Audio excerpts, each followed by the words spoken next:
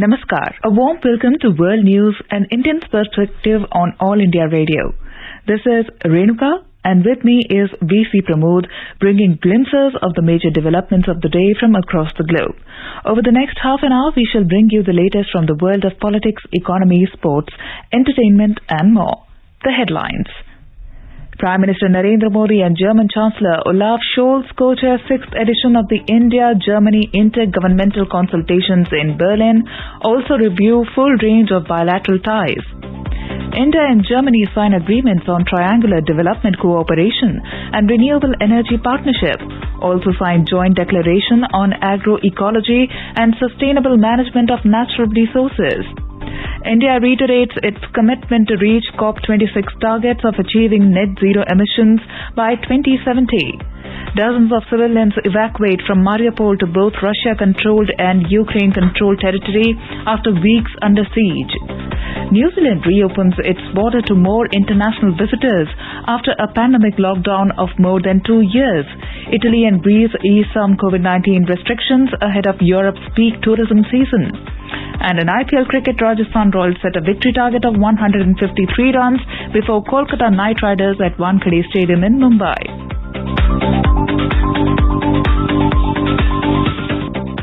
Prime Minister Narendra Modi and German Chancellor Olaf Scholz co-chaired the 6th edition of the India-Germany Intergovernmental Consultations (IGC) in Berlin on Monday.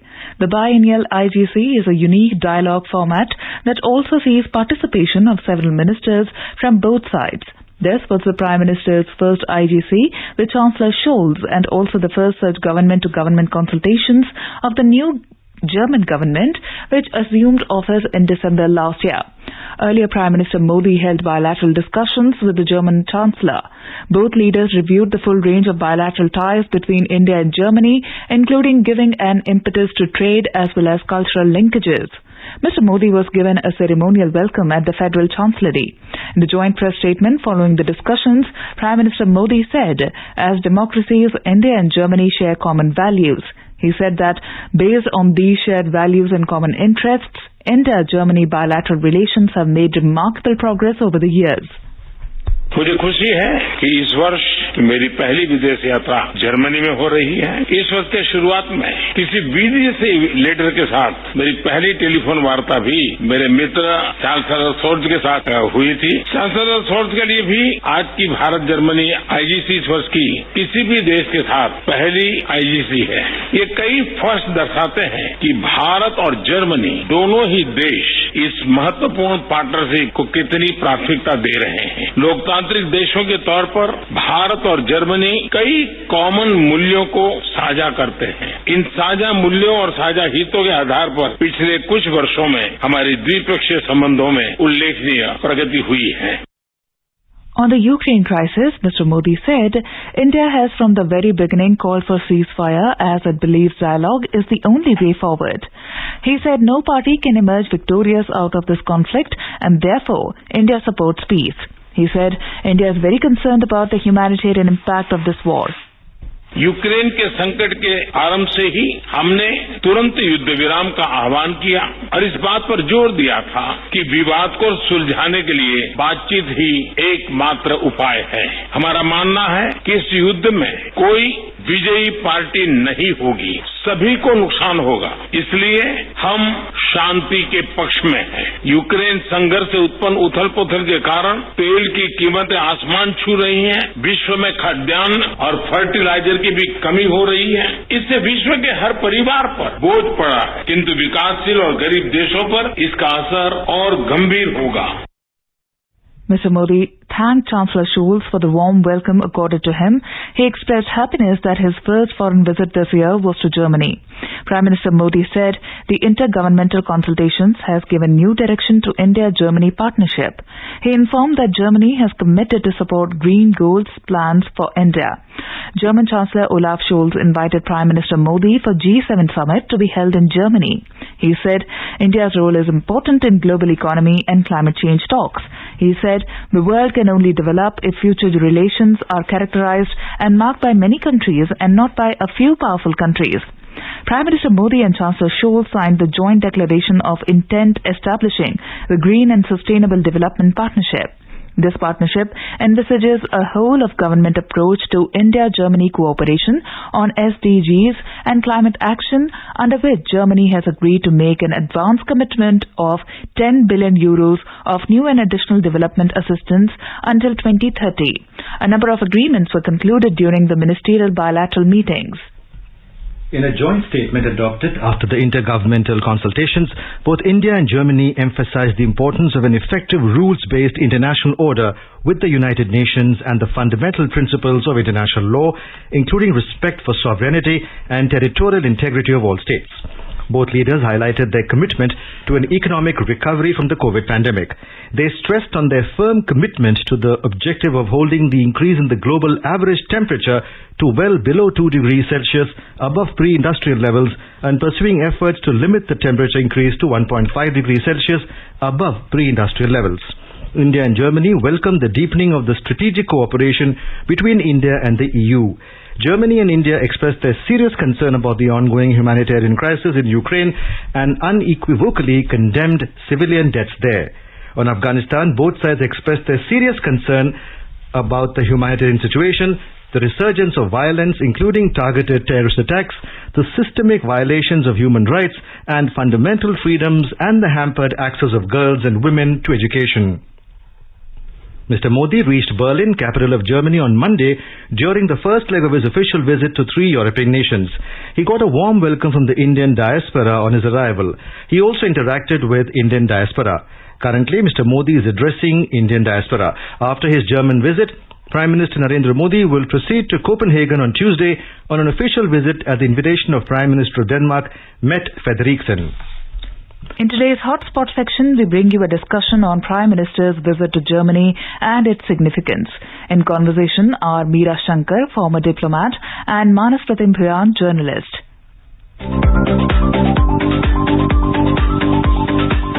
Ambassador Shankar, Prime Minister Narendra Modi today began a three-nation visit to Europe, and he's in Germany in the first leg of his visit today. The Prime Minister's visit to Germany is seen as very important, as Germany currently holds the presidency of the powerful G7, as well as its influence on 27-nation European Union is very, very significant. The Prime Minister's visit comes at a time when Europe is dealing with the crisis in Ukraine, and there has been mounting pressure on India by the Western powers to criticize Russia for its attack on Ukraine. Prime Minister Modi has already held a bilateral meeting with German Chancellor Olaf Scholz, and the meeting took place prior to their sixth round of intergovernmental consultations, which will also be attended by senior ministers from both the sides.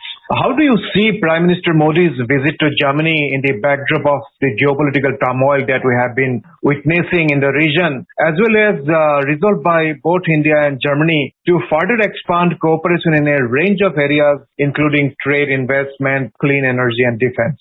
Look, I think it's an important visit for two reasons. One, as you explained, the visit takes place at a time when the global order in Europe has been upended by what has happened in Ukraine. And there is a divergence of perspectives on the Ukraine issue between the European Union and India, which was quite apparent when the President of the European Union, Ursula von der Leyen, had come to India recently and with other ministers from other countries, European countries, who participated also in the Raisina dialogue. Now, I think we have been able to explain our perspective that there is a historical context and a geopolitical context to India's relationship with Russia, and that India believes it's important not to push Russia into a corner because we would like the war to end, the fighting to stop,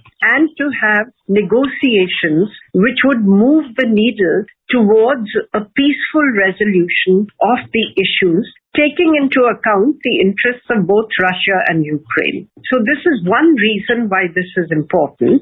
The second is that there is a new government in Germany. Chancellor Olaf Scholz has just taken over after many years of the leadership by Chancellor Angela Merkel. He's also from a different party, the Social Democratic Party, though they were in a coalition with Angela Merkel's party in the last government, and Chancellor Scholz was himself the finance minister in that government.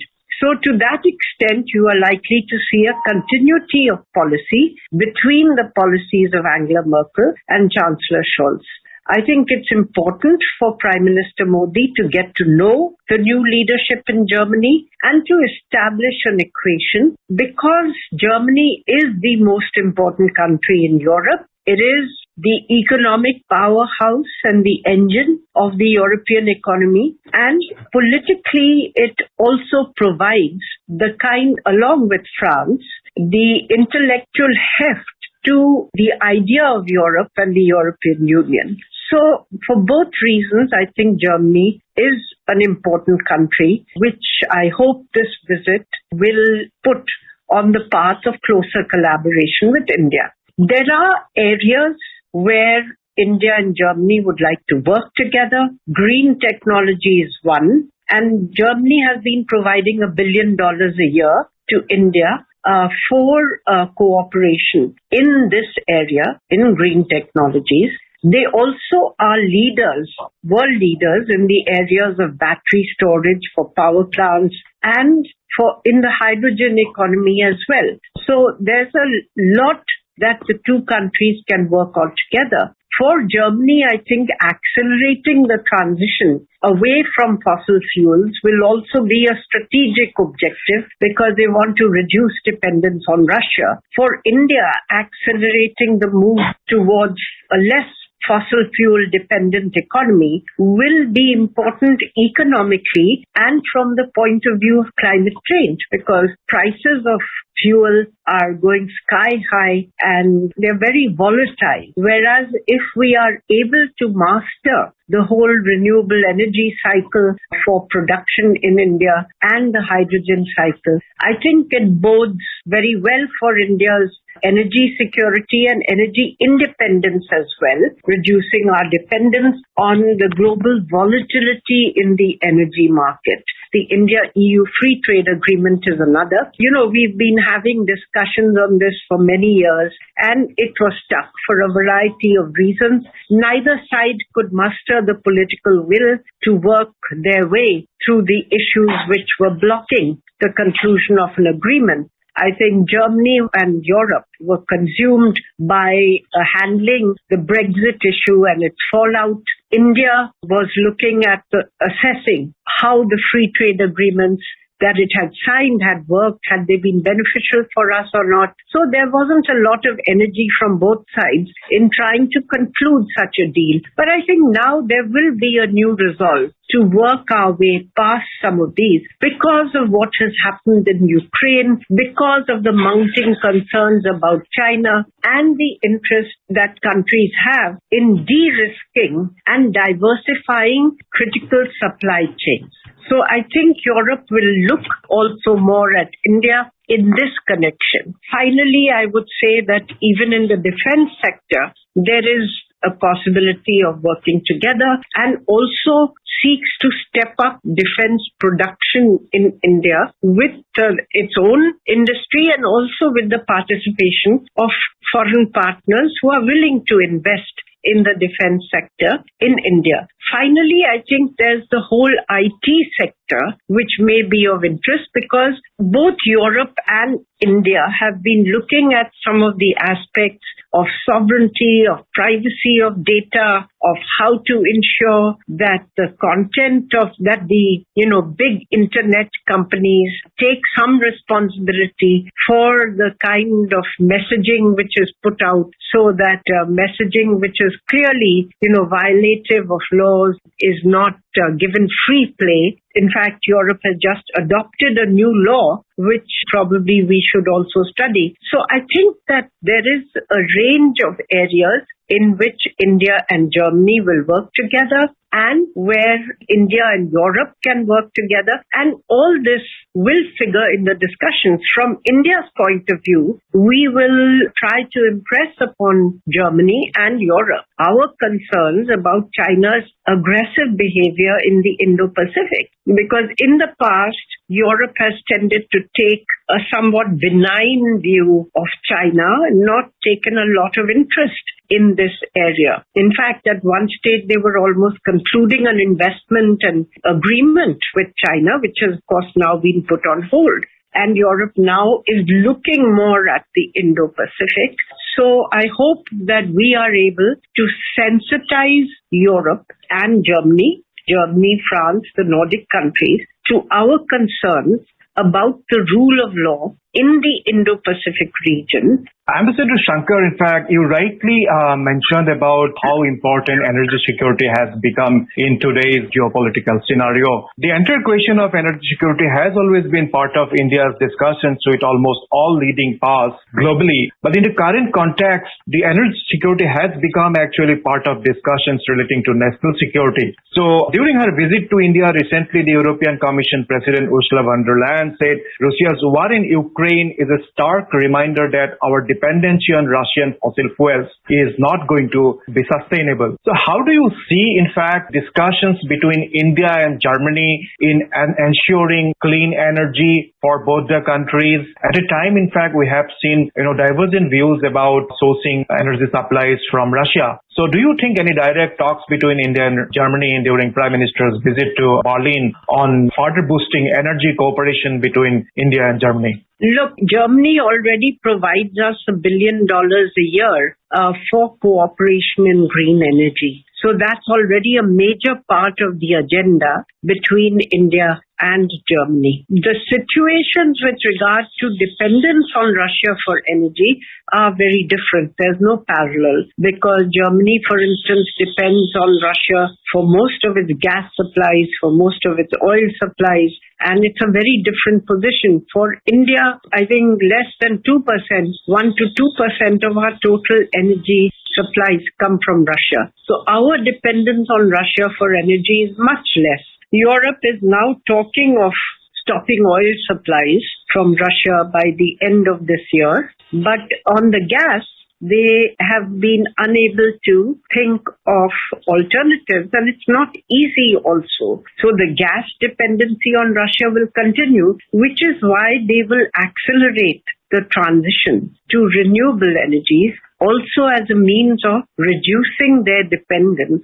on Russia. And in the meanwhile, they will look at, buying gas from other countries and bringing them to their ports and then transporting. But with Russia, they have pipelines actually, which bring the gas. So it's not going to be easy for Europe to reduce its dependence on Russia. For gas, it's going to take time. For India, there's been criticism that we have bought Russian oil, which was discounted. But given the prices of energy and given that our overall purchases from Russia are so little, it really is immaterial what we have bought from Russia. And I think also we don't have the kind of deep pockets that Europe and the US have. And when you have high energy prices like today, it impacts our entire economic planning and the whole economy feels the impact. So it's a very difficult situation for India. It's a very difficult situation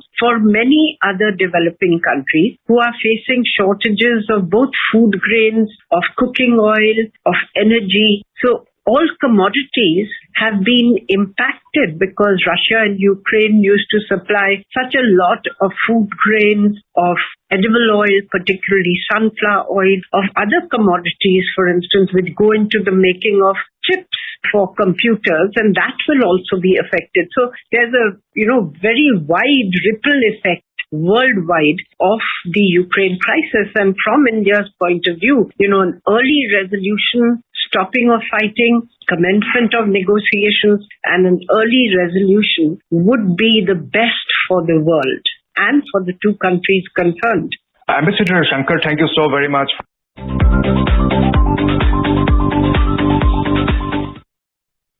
India's External Affairs Minister, Dr. S. Jaishankar, held a meeting with German Minister for Economic Cooperation and Development, Svenja Schulz, in Berlin on Monday.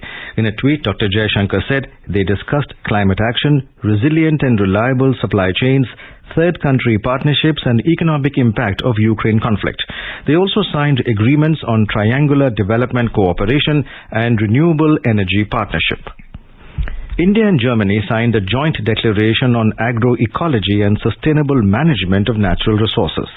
Agriculture Minister Narendra Singh Tomar and Germany's Minister of Economic Cooperation and Development Svenja Schulz signed the declaration in a virtual meeting. Through this, joint research, knowledge sharing and innovation will be promoted between academic institutions of both countries and practitioners including farmers. India has reiterated its commitment to environmental and climate causes and pointed out that government has launched National Hydrogen Energy Mission to fulfill India's commitment at COP26 of achieving net zero emissions by 2070. On the second day of his visit to Germany, Union Minister Dr. Jitendra Singh held delegation-level talks with German Federal Minister for the Environment, Nature Conservation, Nuclear Safety and Consumer Protection, Steffi Lemke, in Berlin. The agenda of the meeting was adaptation to climate change, biological diversity, oceans, and artificial intelligence for environmental protection. Dr. Jitendra Singh expressed interest to augment cooperation in this field, including model development, application of forecasts in the renewable energy, and use of artificial intelligence and machine learning. This is All India Radio giving you the news. For quick news updates round the clock, follow us on Twitter at AIR News Alerts. Dozens of civilians have been evacuated from Mariupol to both Russia-controlled and Ukraine-controlled territory after weeks under siege. Some have left the Azovstal steelworks, the last holdout of Ukrainian troops in the strategically significant city. Russia said dozens of civilians have arrived in a village it controls. Ukrainian President Volodymyr Zelensky said a large group is also on its way to Zaporizhia, which Ukraine maintains control of.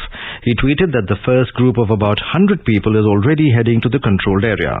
The United Nations confirmed that it is a safe passage operation had begun to evacuate the citizens on Saturday and that it was involved alongside the Red Cross. A group of Indians working in China has jointly appealed to the External Affairs Minister Dr. S. Jaishankar to help them reunite with their families who have not been able to return after leaving China because of the spread of COVID since early 2020. Last week's decision by China to allow some Indian students to return to their Chinese universities has rekindled their hopes of a family reunion. Several Indian professionals from Beijing, Shanghai and other cities have submitted a petition to the Indian Embassy in Beijing requesting to take up their plight with the Chinese government. The group includes Indians from sectors like automobile, technology and media working in China for a long period ranging from 5 to 27 years. New Zealand has reopened its border to more international visitors after a pandemic lockout of more than 2 years. The border reopened Monday morning to vaccinated visitors from about 60 visa waiver countries as part of the government's phased reopening plan. Since March 2020, the arrival terminals at New Zealand's international airports have been desolate as the country swiftly closed the border to prevent the arrival of COVID-19. Italy and Greece have eased some COVID-19 restrictions ahead of Europe's peak tourism season. Greece's Civil Aviation Authority announced that it would lift COVID-19 restrictions for domestic and international flights. The only remaining COVID-19 measure for passengers and staff will be to wear a face mask at airport arrivals and waiting areas as well as on flights. Passengers had previously been required to prove vaccination or show a negative test result. Meanwhile, Italy will no longer require its health pass to access much of public life including restaurants, cinemas and other venues, and visitors to Italy will also no longer need to have a passenger locator form.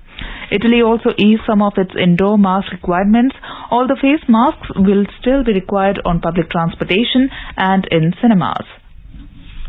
In Pakistan, Minister for Information and Broadcasting Mariam Aurangzeb has slammed ousted Prime Minister Imran Khan and blamed him for soaring unemployment and inflation in the country. Addressing a news conference in Islamabad on Saturday, she expressed her disappointment over a number of crises Pakistan is facing, reported Radio Pakistan. She said that the former Prime Minister was busy in victimizing his political rivals by using National Accountability Bureau, Federal Investigation Agency and other government agencies. He was more involved in putting his opponents behind bars and detaining them in death cells. Eid-ul-Fitr will be celebrated across India on Tuesday. 2nd May is the last day of holy fasting month of Ramzan. Eid-ul-Fitr is celebrated at the culmination of the fasting month. In IPL cricket, Rajasthan Royals have set a victory target of 153 runs before Kolkata Knight Riders at Wankhede Stadium in Mumbai. In reply, KKR were 114 for 3 in 15.4 overs when reports last came in. Earlier, KKR won the toss and elected to field. Chennai Super Kings beat Sunrisers Hyderabad by 13 runs at MCA Stadium in Pune, and Lucknow Super Giants defeated Delhi Capitals by 6 runs at Wankhede Stadium in Mumbai on Sunday.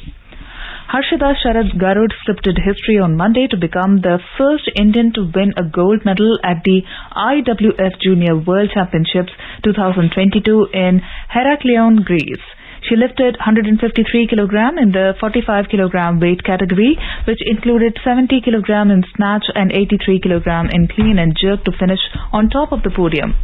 Garud left 8 competitors behind as India bagged a medal on the opening day of the competition. And now let us have a look at the major developments around the world as reported in the foreign press. Let us take a look at the press reports on China. Reuters reports China's lockdowns to control the spread of COVID-19 are cruel and Taiwan will not follow suit, Premier Su Sang-shang said on Sunday.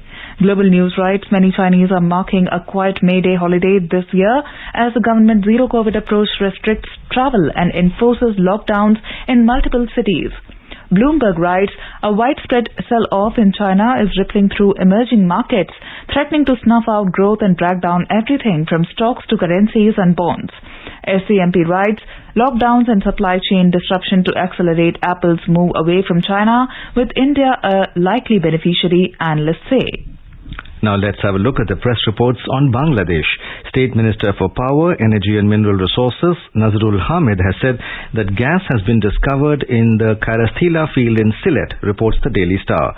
The holy Eid-ul-Fitr is being celebrated in some villages of 12 districts on Monday in accordance with Saudi Arabia and other Arab countries, reports Business Standard. Now let's have a look at the press reports on Nepal. My Republica writes that Nepal's export of processed palm oil along with the manufactured goods using this oil are likely to face a serious hit after Indonesia imposed a ban on the export of palm oil, citing the ongoing shortage of edible oil triggered by the Russia-Ukraine war. The Himalayan Times reports that Shakulzang Rigzin has become first Indian climber to scale Annapurna without using supplemental oxygen, becoming the first from his country to achieve such a feat in the spring season. Mount Annapurna is considered as one of the most difficult mountains to climb. A quick look at the headlines once again. Prime Minister Narendra Modi and German Chancellor Olaf Scholz co-chair 6th edition of the India-Germany Intergovernmental Consultations in Berlin. Also review full range of bilateral ties. India and Germany sign agreements on triangular development cooperation and renewable energy partnership. Also sign joint declaration on agroecology and sustainable management of natural resources. India reiterates its commitment to reach COP26 targets of achieving net zero emissions by 2070. Dozens of civilians evacuate from Mariupol to both Russia-controlled and Ukraine-controlled territory after weeks under siege. New Zealand reopens its borders to more international visitors after a pandemic lockout of more than 2 years. Italy and Greece ease some COVID-19 restrictions ahead of Europe's peak tourism season. In IPL cricket, Rajasthan Royals set a victory target of 153 runs before Kolkata Knight Riders at Wankhede Stadium in Mumbai. And now, before we end, let us listen to Mahatma Gandhi's favorite bhajan, Vaishnav Jan, by artists from Zimbabwe.